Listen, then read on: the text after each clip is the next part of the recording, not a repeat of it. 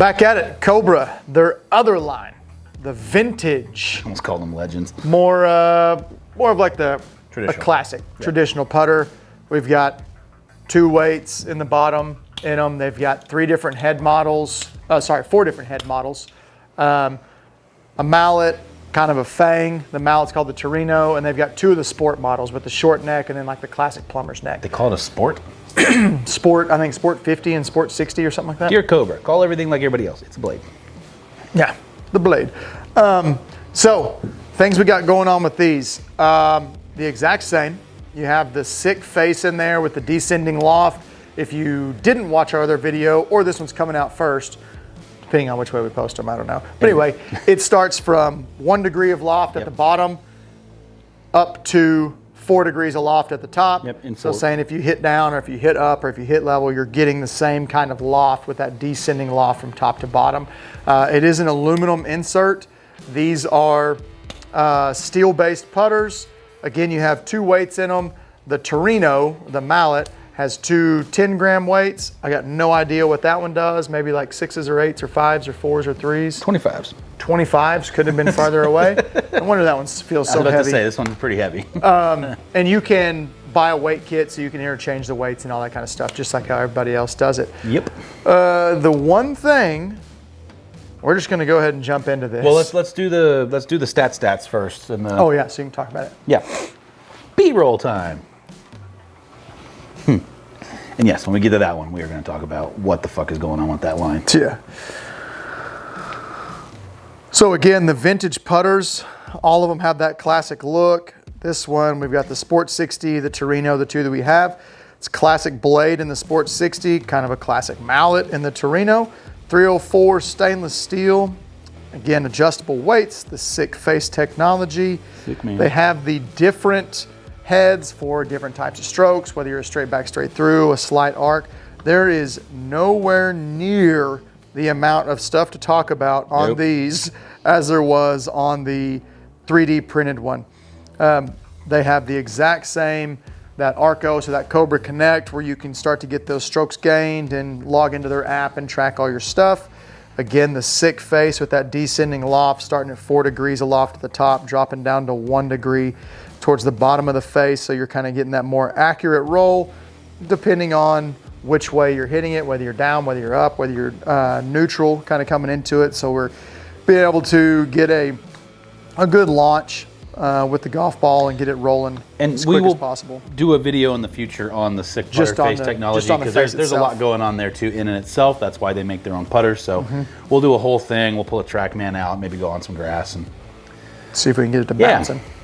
So that's, again, nowhere near the amount of stuff to talk about. This is a classic putter it has 3 pieces to it. If you count the weights, you got the head, you got the face. Unlike the 387 that the 3D printed one has. There's about 50 on that other one. So a lot less to talk about, but whenever you're looking for that classic kind of milled, that type of a look of a putter, these are not milled. The faces are aluminum. I'm not sure if they mill them. I'm not sure how they do that, but it's not a forged putter that has a milled out face to it. So as you're looking at these, again, weight kits are a big thing. That's kind of something that's really where your customization comes in, where you can get the weight kit and you can change the toe weights and the heel weights and all the different stuff to kind of adjust it to your stroke a little bit. More than anything, we're going to compare them against each other a little bit and against the 3D printed version of it. Again, just much simpler design. Let's just right out of the gates talk about the mallet that you have in your hand. So we do not know if this is on purpose. There's nothing written about it. Maybe we're just both cross-eyed. I don't know. I mean, I do have glasses on. But it's got 3 lines on the top of it. So you've got your 2 outside and your middle scoring line to line things up. To both of us, we've both agreed on this, that middle line, if I'm not directly over the top of this putter, it looks like it's tailing off in different directions. So I'm standing in front of him, and it almost looks like the center line is drastically closer. When I say drastically closer, I mean it looks at least 5 to 8 millimeters closer to the front of the outside line than it does the back. Now, I can tell you why that's happening. I just don't understand why Cobra decided to do it. The two outside lines are on an incline. So at the back of that putter, if you remember the old zebras, putters, that kind of thing, it's sloping away. But the center of the putter is flat all the way to the blade. So you get the little Cobra logo on the back of the face, all that stuff. So that's why it's visually doing that. Now, why they decided to do that, I will say when I rolled the putter, if my eye line was a little bit, and I say that, if you think back to how you're supposed to putt, your eyes are supposed to be over the top of the golf ball. When your eyes are inside the golf ball, in between you and the golf ball, essentially, it looks like the line's pointed out to the right. If your eyes get over the top of the golf ball, like too far outside, it looks like it's pointed to the left. So again, we didn't find any literature. I will double check on a big computer, but I will tell you that it is annoying. Now, if you have trouble with your eye line, or just putting in general like Aaron's having, if you have trouble with placing your eyes, like if you use one of those mirror drills, you've seen them, the eye line mirror, and you're not as used to getting your eyes over the golf ball, this might help. Yeah, I mean, kind of that old. What was the Seymour? Whenever it had the little dot back behind it, so if your face was open or closed, you would see that dot back there. So I'm not saying that it's necessarily a bad thing. It's awkward. I don't like it, but that doesn't mean it's necessarily a bad thing. Aaron finally made a putt. It's just awkward, and it takes some getting used to.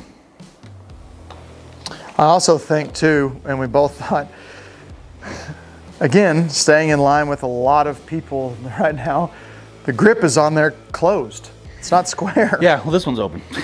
Yeah. Every grip's been on a little bit wonky, and for some reason, and we're pretty sure it has to do with the Arcus technology in the back of the grip.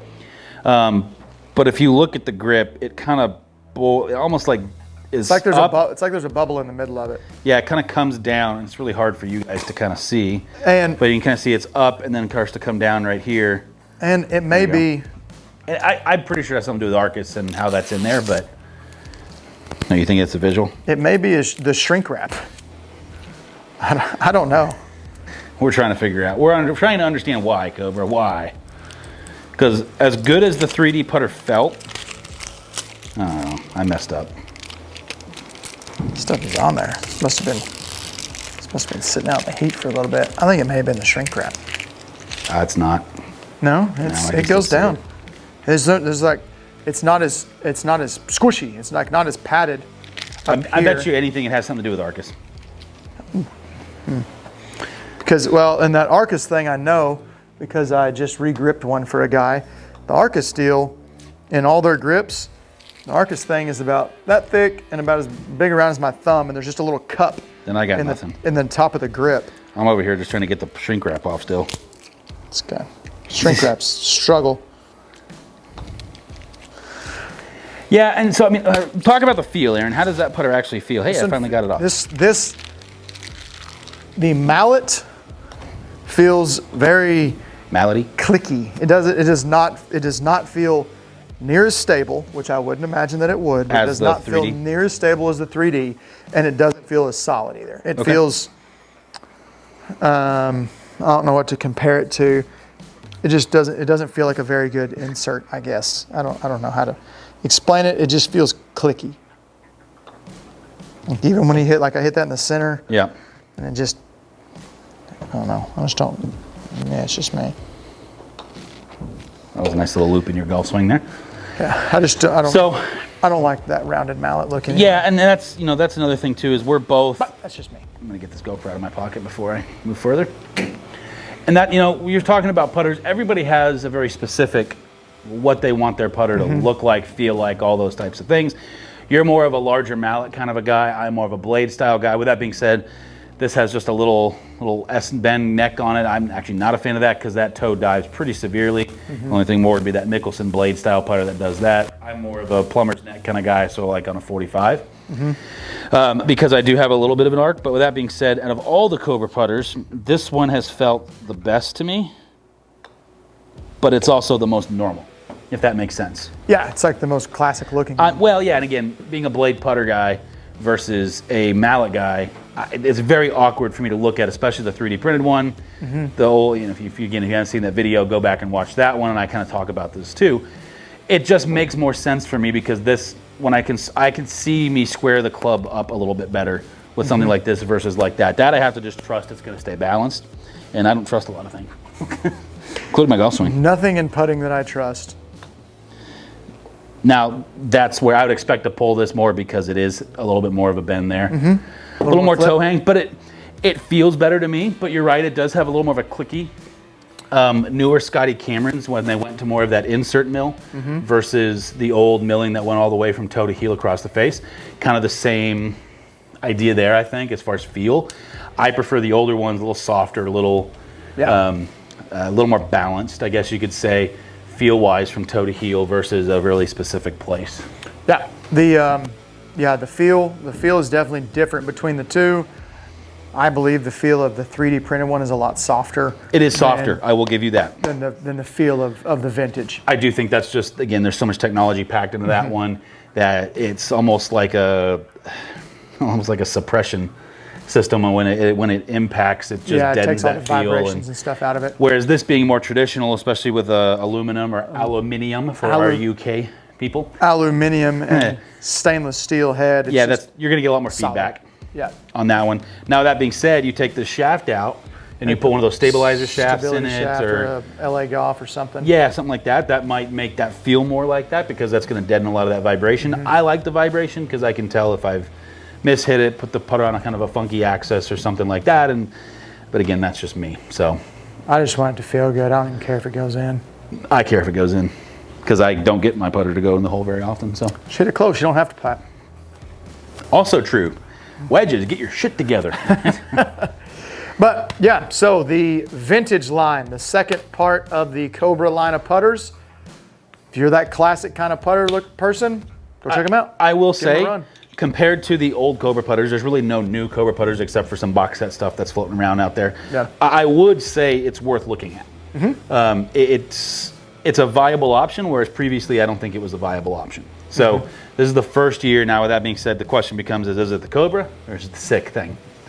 You know, it might be worth looking at a SIK putter too. Sorry, Cobra. And I need to apologize because I misspoke. These putters start at $250. The 3D printed putters, I said started at $250. Those actually are $350. So they're cheaper. My bad. The vintage are $250. The 3Ds are $350. Damn it, Aaron. Get your shit together. Yeah. But check them out. Go find you a retailer. Come to 1611. We can get you set up. Check out the whole line. And if that doesn't subscribe. If that doesn't work, we'll sell you a lesson too. Yeah. If you don't like it, I'll sell you a different kind of putter. Whatever. Or a lesson. So, thank you all for checking in. See you in the next one. I'm Ron Burgundy.